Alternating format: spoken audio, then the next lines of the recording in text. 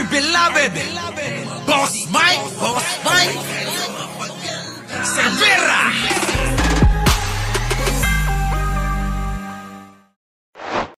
Pakinggan nyo maigi, ha? Pakinggan nyo maigi. Pasok. Papatayin nila ako, palangga. Ipagtanggol nyo naman ang inyong, ang inyong bayan. Allah! Papatayin daw. Sino ba may sabing papatayin ka, Maharlika? Alam mo, yung isip mo may problema ka na. Walang papatay sa'yo kasi masaya kami. Diba? Sino ba may sabing papatayin to? May nagsabi ba? Wala na ito. Tingnan nyo, nagpapaawa. Oo. Ipagtanggol nyo daw yung bansa ninyo. Pero siya yung papatayin. Siya ata ang bangag. Kaya nga. Hindi na alam nyo, yung mga tuliro na. Sa sobrang kaiisip kung ano yung gagawin nila para mapabagsak si Pangulo at si Maharlika, kita mo naman, Maharlika, yung mga tao nagpapalakpakan. Di hamak naman na malayong-malayo ka sa mga yun. Ikaw nag-iisa ka.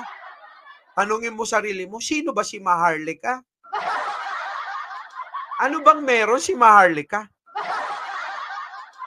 Boss Mike, aso. Taga-tahol ng mga Duterte. Tama si Anino. Taga-tahol ng mga Duterte, si Maharlika. Yun lang yung papel niya. Taga-tahol. Hindi niya alam, pinapahamak na siya nung mga kampo ni Duterte. Kaya ako naaawa dito kasi, nagagamit yung bunganga niya sa pagsasalita.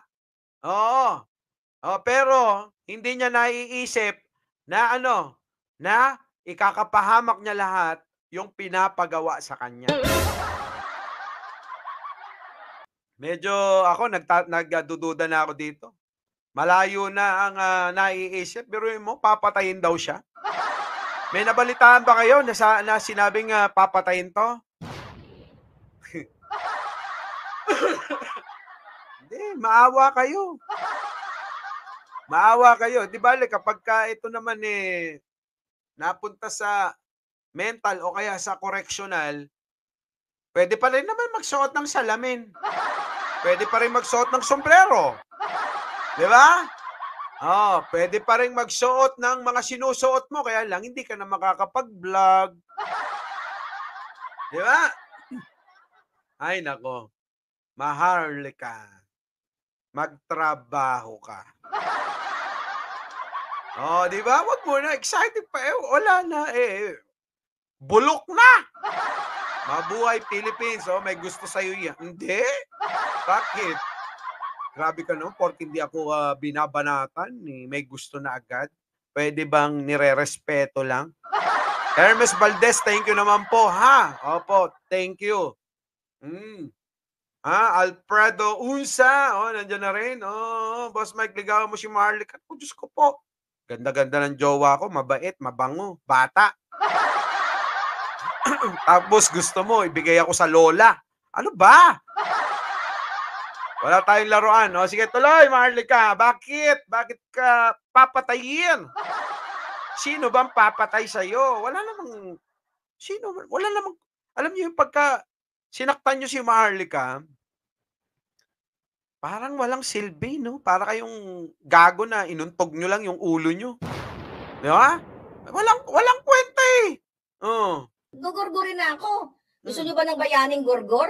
Ayoko maging bayani kung gurgur lang naman ako. Kayo na naman. Bayani na. Tingnan nyo, Tawag niya na sa sarili niya, bayani. Bayani ng mga tanga, bobo, at mga mangmang. Di ba, paring Red? Beverly.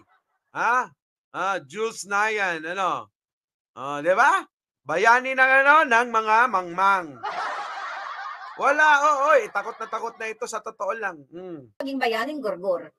Di ba? So you have to act. Tingnan niyo kung paano siya magsalita, mag-deliver, no? Mga kababayan. Alataan yung nuknukan na sinungaling Tina B. Rail Baggy at saka si Carlos Contawi. Sino pa? Jinx Kidora. And the Vlogs. Oh, wag sayangin ang panahon kay Maharlika. Ang cheap. Oh, Yuki Sawaki. Okay, to. Now, Onisi. message your friends, your families, your mga anak. Kakabugin natin ang sona ni Kuting. Ayan, nakakabugin daw. Oh, tingnan nyo ha. Kakabugin natin ang sona ni Kuting. Talaga lang. Kakabugin daw. Your mga anak. Kakabugin natin ang sona ni Kuting. Mm. Guguluhin natin ang kanilang mga isip. Guguluhin. Di ba? Guguluhin daw. Kita nyo. Talaga naman ginawa nila manggulo. Yun talaga ang pakay nila mga boss, manggulo. Nadulas tuloy si Maharlika. Guguluhin daw eh. Oh, tingnan nyo paano niya ililiko yung sinabi niyang guguluhin. Ano yung sinasabi mo? Ng sona ni Kuting. So you have to act now. Message your friends, your families, your mga anak. Kakabugin natin ang sona ni Kuting. Guguluhin natin.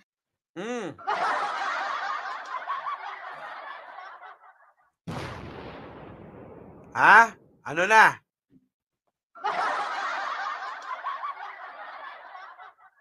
Naguluban nila.